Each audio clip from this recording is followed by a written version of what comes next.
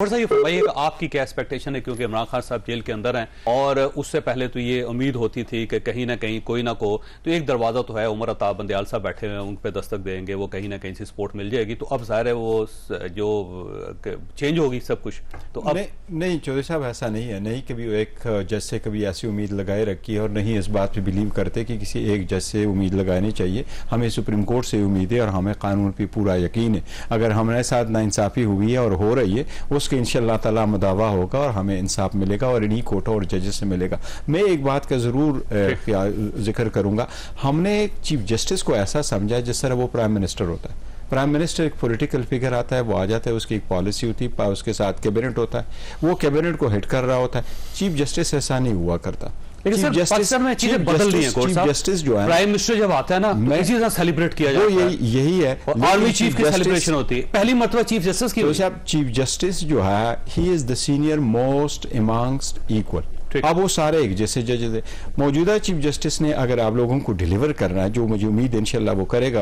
और जिस तरह आपने जिक्र फरमाया कि 57,000 केसेस, अभी 20 तारीख को चीफ जस्टिस ने सारे वकीलों को बुलाया, सुप्रीम कोर्ट को बुलाया, बार एसोसिएशन को और पाकिस्तान बार को बुलाया, तजावीज़ मांगी है कि केसेस जल्दी लगाएं और उन प्रेगनेंसी को ख़त्म करें। चीफ जस्टिस को करना ये चाहिए कि छोटे छोटे 2-2, 3-3 मेंबर की जो बेंचेस है वो बनाए और उनको केसेस दे दें, तब जाके ये मैटर रिजॉल्व होंगे। लोगों को बड़े ग्रीवियंसेस है, लोगों को केसेस नहीं लग रहे, लग जाए तो गैर जरूरी पेंडेंसी हो रही। सुप्रीम कोर्ट को ये रिफॉर्म लाना होगा, एक टाइम फ्रेम में होना चाहिए।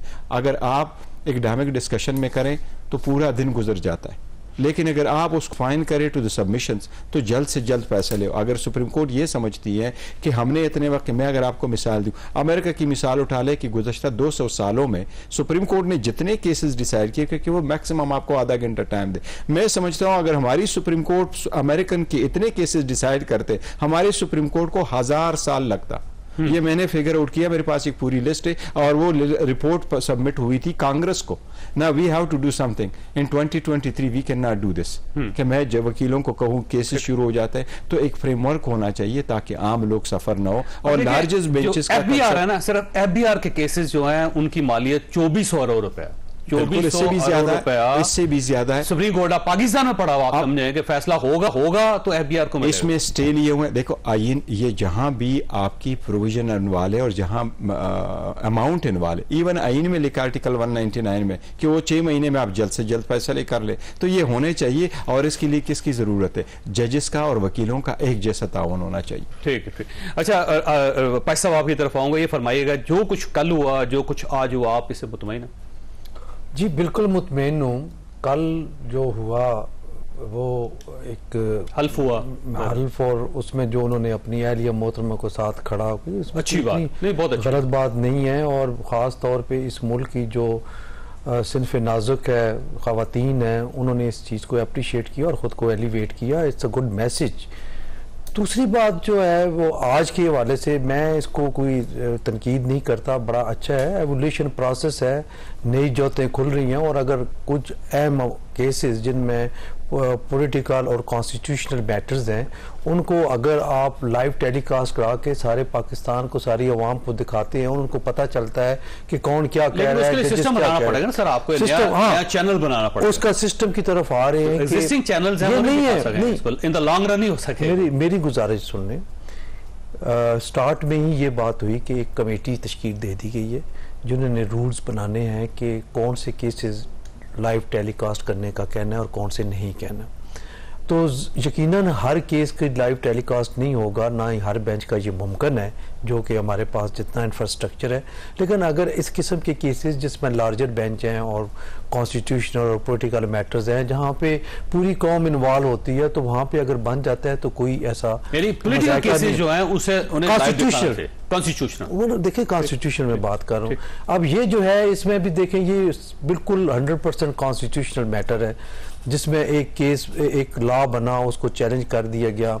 अब अगर आप उसको देखने जाए, आप जो पिटिशनर्स के काउंसिल हैं उनसे जब कैटेगरिकली ये क्वेश्चन पुट किया गया कि आप इसको कैसा समझते हैं, तो कहते हैं ये है तो सही लेकिन प्रोसीजर ठीक नहीं था। इट मीन्स कि ये एक पॉपुलर, कह ले कि पॉपुलर एक वेव है, जो कि ये हमारी बार काउंसिल्स और बार एसोसिएशंस की टू डिगेट से मुतालबे थे कि 184 में अपील दें, रिव्यू में वकील बदलने का हो। तो ये चीज़ें कोई ऐसी नहीं है जो कि खुदा न खास्ता ये तस्वर किया जाए कि जिससे कोर्ट के ऊपर जो है कोर्ट के जो पावर्स हैं वो कर्टेल की जा रही है। हम देख रही थी तो उसमें एक चीज बाज़-औक़ात महसूस होता था कि वकील जो है उससे 15 सवाल किए जा रहे हैं लेकिन उसे जवाब देने का मौका नहीं दिया जा रहा। तो एक सिंपैथी लोगों के अंदर बड़ी आई कि वकील को भी बोलना। ये अच्छी बात है। जब मैं और गौर जब अब किसी केस के लिए बात करेंगे तो ये कहेंगे कि अपने क्लाइंट से कि एक तो फीस होगी तो बाकी जो ये हमारी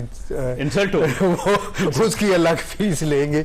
लेकिन बहरहाल इम्तियाज सिद्दीकी साहब जो मेरा ख्याल है उनका कैरियर तो गया नहीं, वो इंतहाई अच्छे वकील हैं, हाई कोर्ट के जज भी रहे हैं, उन्होंने बड़ा अच्छा अपना केस आर्ग्यू किया। देखिए क्वेश्चनिंग ये कोई पहला केस नहीं है जिस पे बेंच की तरफ से क्वेश्चंस और ऑब्जर्वेशंस ना आए हैं। लोगों को नजर नहीं आता था कि अंदर क्या होता है सारा। लेकिन आप लोग रिपोर्टिंग करते हैं, एक एक चीज जो है वो लाइव आ रही है। जहां तक लॉ का ताल्लुक है, जो लॉ पास हुआ वह इसमें कॉन्स्टिट्यूशनल इशू इन्वॉल्व है कि क्या पार्लियामान की सुपर कॉम्पिटेंसी थी, ये लॉ पास कर सकता था। आल्दो अच्छी चीजें जरूर होगी, बट तरीकेकार ये थे कि आप आइन में तरमीम करते बजाय इसके क्या कानून साजी के जरिए करते। जहां तक लाइव स्ट्रीमिंग है, चोई साहब, let's go by the evolution, slowly and gradually. अगर ऐसा आ जाता है, अमेरिका में भी आज भी अमेरिकन सुप्रीम कोर्ट में कैमरे की इजाजत नहीं है और उनका कहना है कि ऑडियो सुन लेते हैं, लेकिन उनका कहना है कि अगर आप हाफ एन आवर के ट्रांसक्रिप्ट से साउंड बाय 30 सेकंड का इंप्रेशन अच्छा नहीं होगा। स्लोली ग्रेजुअली जाए, फिर ट्रायल कोर्ट में भी कैमरा होगा, हाई कोर्ट में भी कैमरा होगा, लोग यूज्ड टू हो जाएंगे। दूसरी बात ये, जजेस भी इंग्लिश में क्वेश्चन करे, वकील भी इंग्लिश में सबमिशन करे, सबमिशन भी सारी इंग्लिश में हो और आम समझे उर्दू, तो इनको कोई इतना इसका इम्पैक्ट नहीं पड़ेगा। दूसरी बात है कि सारी जनरल पब्लिक को सुप्रीम कोर्ट से कभी भी शिकवा नहीं रहा कि आप में ट्रांसपेरेंसी नहीं है। So let's not waste time on it. मैं नहीं समझता कि it was a first step in the right direction. मैं समझता हूं this was a first step in the wrong direction. Evolution है, इस तरह ना करें। Let's not go into this. ये फोकस आप जो पहली बात आपने की है, इन केसेस को जल्दी एड्रेस करें और वो जो जजमेंट्स है उस पर अमल दरामद करवाना और आवाम के फंडामेंटल राइट्स सिंपल होनी चाहिए, सिंपल होनी चाहिए। पूरी किताब होगी तो उसको लिखने में, टाइप करने में, पढ़ने में पहले जो हर्डल है, पहली हर्डल है फॉर्मेशन ऑफ बेंचेस, उसके बाद फिक्सेशन ऑफ केसेस आएगी। आज अल्लाह किया कि एक कंसेंसस पे बैठे, दोनों सीनियर जजेस दाएं बाएं जो बैठे हुए थे उन्होंने एग्री किया कि हम तीनों मिलके एक कमेटी जो बनी है उसके वो मेरा ख्याल जो बेंचेस की फॉर्मेशन की और मेरा ख्याल उसका नोटिफिकेशन में जारी हुआ। अच्छा साहब देखिएगा, इशू फिर वही है कि अगर आप बहुत अच्छे चीफ जस्टिस साबित होते हैं, बाकी उनके आपके साथी जजेस भी बहुत अच्छे साबित होते हैं, आप फ्यूल भी बचा लेते हैं, आप बिजली भी बचा लेते हैं, आप लाइव कवरेज भी कर लेते हैं और आप एक सिंपल लाइफ की तरफ चले जाते हैं, आप कानून और आइन की पासदारी भी करते हैं, लेकिन अगर 57,000 केसेस को 60,000 केसेस में कन्वर्ट करके चले जाते हैं तो क्या फायदा होगा इसका? ये सारी बातें जो हैं वो अपनी जगह पे हैं, लेकिन जो आज मिशन स्टेटमेंट मुझे सुनने को मिला, मेरा दिल से खुश हुआ। मैं उसको मिशन स्टेटमेंट क्यों कह रहा हूँ? ठीक, आज जब चीफ जस्टिस बराए मेहरबानी होल्ड की